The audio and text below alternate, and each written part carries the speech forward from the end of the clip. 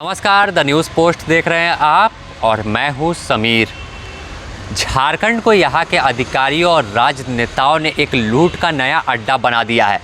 झारखंड अलग राज्य बना 2000 में, तो लोगों को उम्मीद थी कि यहां के आदिवासी, मूलवासी और गरीब लोगों के दिन बहुरेंगे, लेकिन इनके दिन तो नहीं बहुरे। तमाम अधिकारी और राजनेताओं के दिन जरूर बदल गए। उन्हें लूटने के लिए एक अलग राज्य जो मिल चुका था।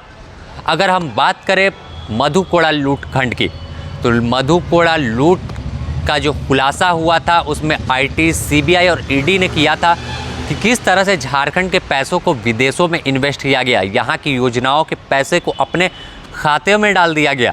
तो इसमें कई लोग सलाखों के पीछे गए थे और इससे देश ही नहीं विदेशों में भी झारखंड का नाम बदनाम हुआ था। इसके बाद घोटाले की कहानी आगे बढ़ती है और अवैध खनन का मामला सामने आता है। अवैध खनन में तत्कालीन खान सचिव आईएएस पूजा सिंघल को ईडी ने गिरफ्तार कर जेल भेजा और इस मामले की जब पूरा खुलासा किया तो 1000 करोड़ रुपए के अवैध खनन का खुलासा हुआ। इसमें भी पूजा सिंघल के अलावा कई सत्ता के दलाल और जो रसूखदार है वो सलाखों के पीछे गए। और इसके बाद इस जांच की कड़ी को और झारखंड में जिस तरह से लूट मची हुई थी, इसे आगे बढ़ाते हुए ईडी ने फिलहाल में ज़मीन घोटाले की जांच शुरू की। ज़मीन घोटाले में जब जांच पर परत दर परत खुलती गई तो इसमें रांची के तत्कालीन डीसी जो छवि रंजन है आईएएस, उन्हें गिरफ्तार कर सलाखों के पीछे भेज दिया है। अगर हम बात करें ज़मीन घोटाले की, तो झारखंड में बड़े पैमाने पर ज़मीन की हेराफेरी की गई है। इन तमाम चीज़ों को ईडी जाँच कर रही थी और जाँच के दौरान दर्जनों लोगों से पूछताछ की है।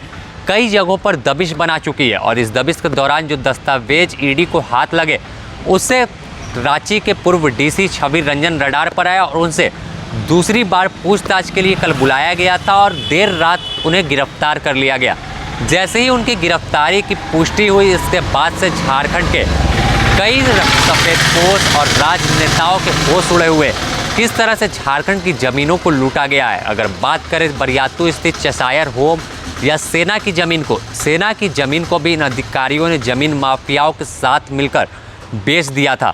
इसकी ही जांच ईडी कर रही थी और इस जांच की जो रडार थी वह सीधे तौर पर उस वक्त के डीसी जो पूर्व डीसी रांची के हैं छवि रंजन तक पहुंची और छवि रंजन के ठिकानों पर दबिश भी बनाई थी। तो इस दौरान कई दस्तावेज भी ईडी को मिले थे। तो इसी के आधार पर उन्हें पूछताछ के लिए पहले 21 तारीख को बुलाया गया था, लेकिन वह हाजिर नहीं हुए थे। इसके बाद फिर 24 अप्रैल को वह हाजिर हुए, तो एक लंबी पूछताछ चली और इसके बाद फिर 4 मई का दिन था जब उन्हें तलब किया गया था ईडी दफ्तर में। और उनसे एक लंबी पूछताछ के बाद जब सवाल के जवाब से स्पष्ट ईडी नहीं हुए तो उन्हें गिरफ्तार कर लिया गया। गिरफ्तारी के बाद झारखंड के कई रसूखदार, नौकरशाह और राजनेताओं के भी जो है वो हाथ पैर फूल रहे हैं। उनमें हड़कंप मचा हुआ, रातों की नींद उनकी हराम हो गई है कि अब अगली बारी किसकी है।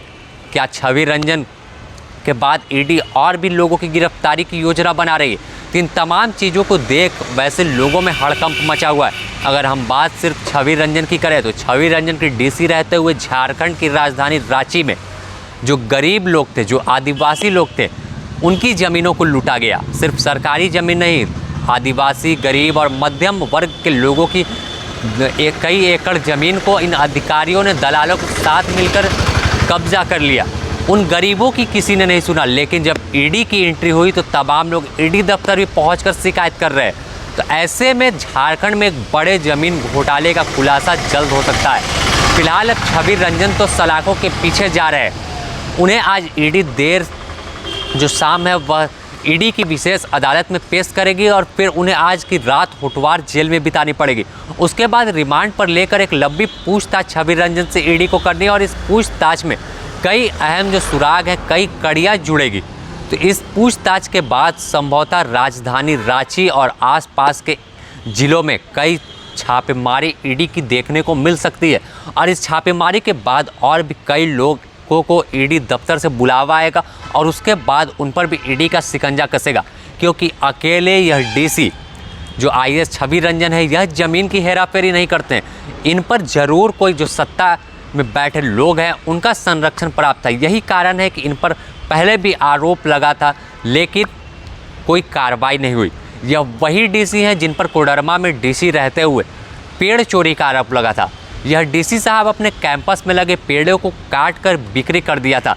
जब स्थानीय लोगों और वहाँ के जो स्थानीय नेता हैं उन्होंने बगावत के सुर बुलंद किए थे, तो जांच के नाम पर एक कमेटी बनाई गई और उसमें इनके एक अंगरक्षक को निलंबित कर दिया गया, तो उस पर गाज गिरी थी। तो उस वक्त तो इन्हें बचा लिया गया, लेकिन इनकी आदत नहीं सुधरी। जब इन्हें रांची का डीसी बनाया गया तो रांची के डीसी रहते हुए बड़े पैमाने पर चाहे वह आर्म्स लाइसेंस देने का मामला हो या फिर किसी की फर्जी तरीके से ज़मीन रजिस्ट्री का, तमाम चीज़ों में यह पूरी तरह से एग्रेसिव होकर काम करते थे। भले विकास के काम में काफ़ी धीमे थे, क्योंकि वहाँ से उस तरह से पैसे इनके जेब में नहीं गिरते। तो अगर हम बात करें आर्म्स लाइसेंस की, तो इनका मामला झारखंड के विधानसभा में भी गूंजा था कि किस तरह से जो डीसी हैं रांची के, वह 1.5 से 2 लाख और 3 लाख रुपए की मांग करते हैं कि आर्म्स लाइसेंस के लिए, और आर्म्स लाइसेंस जो पैसों के बल पर देते हैं, तो यह किसी को भी लाइसेंस पैसे लेकर दे रहे थे।